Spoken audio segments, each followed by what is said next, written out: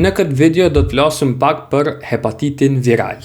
Hepatiti është inflamacion i mëlçisë edhe mund të ketë shkaktarë të ndryshëm. Do të dallohet hepatiti jo infektiv, siç është rasti me hepatitin autoimun, pastaj hepatitin alkoolik, si dhe hepatitin e shkaktuar nga barnat. Por mund të kemi edhe hepatitin infektiv, siç është rasti me hepatitet virale, ku më të njohurit dhe më të studiuarit janë hepatiti A, hepatiti B, hepatiti C, hepatiti D dhe hepatiti E. Do të thotë gjitha këto shkaktohen nga viruset me emrin përkatës, pra virusi i hepatitit A, B edhe C, D edhe E. Gjithashtu në kuadër të hepatiteve virale, vjen të përmenden edhe hepatitet të shkaktuar nga viruset të tjerë, siç është hepatiti shkaktuar nga virusi Epstein-Barr, nga citomegalovirusi, si dhe nga herpes simplex virusi. Këtu duhet të përmenden edhe mënyrat e transmetimit. Do të thotë hepatiti A dhe E zakonisht transmetohen me rrugë fekalo-orale.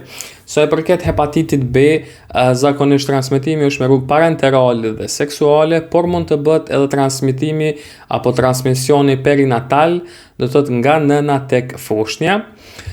Po ashtu hepatiti D është interesant mënyra e transmetimit për arsye se nevojitet infeksioni me hepatit B në mënyrë që të mirët hepatiti D, ndërsa hepatiti C është ekskluzivisht hepatit që transmetohet me mënyrë parenterale, e për këtë arsye është më i shpesh tek personat abuzues të drogave, sidomos ata që përdorin do të thotë droga intravenoze.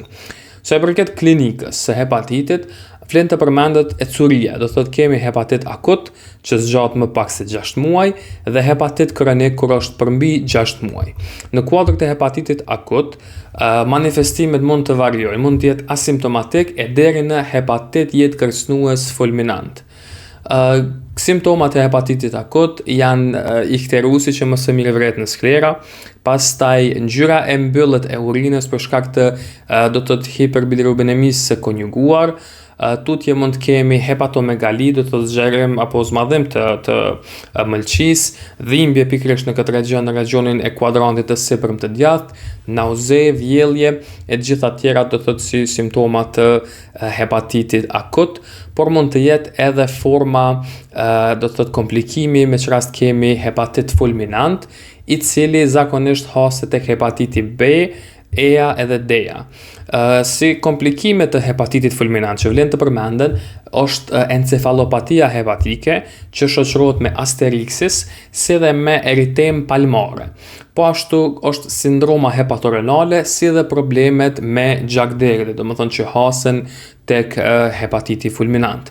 Sa e përket hepatitit kronik, vlen të përmendet që shkaktari kryesor apo asociimi kryesor bëhet me hepatitin C. Do të thotë përmbi 80% e rasteve me hepatit kronik shkaktohen nga infeksioni me hepatit C. Sa e përket komplikimeve të vëndshme të kësaj patologjie, kemi do të thotë cirozën e mëlçisë, si dhe HCC-n apo hepatic cell carcinoma, pra karcinoma e qelizave hepatike.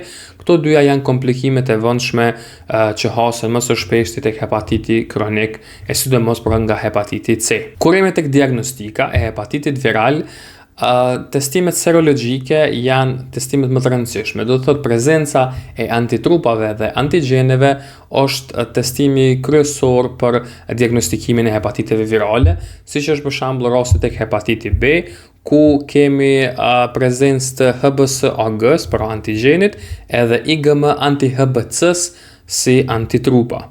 Tjetër mund të bëhet edhe testi PCR, sidomos për diagnostikimin e hepatitit C.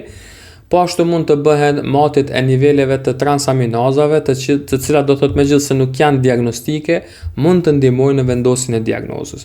Kjo për arsye se për shembull kemi rritje të ALT-s më shumë se sa të AST-s kur kemi të bëjmë me një hepatit viral, ndërsa e kundërta ndodh në rastet kur kemi të bëjmë me një hepatit jo infeksioz, siç është rasti me hepatitin alkoolik. Sa e përket trajtimit, mund të bëhet imunizimi aktiv pra me vaksina, si dhe imunizimi pasiv me imunoglobulina për hepatit A dhe B.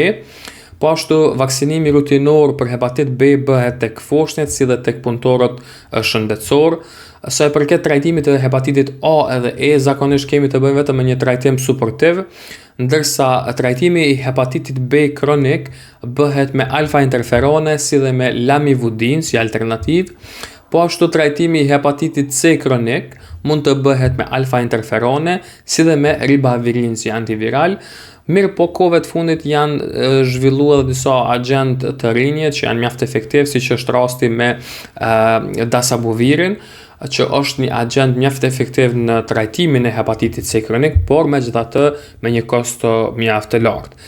Dhe si rezultat i fundit i trajtimit është pikërisht pra transplantimi i mëlçisë. Megjithse këtu prap kemi një rrezikshmëri të lartë për rekurencë të hepatitit edhe pas transplantimit. Kjo është sa i përket hepatitit viral.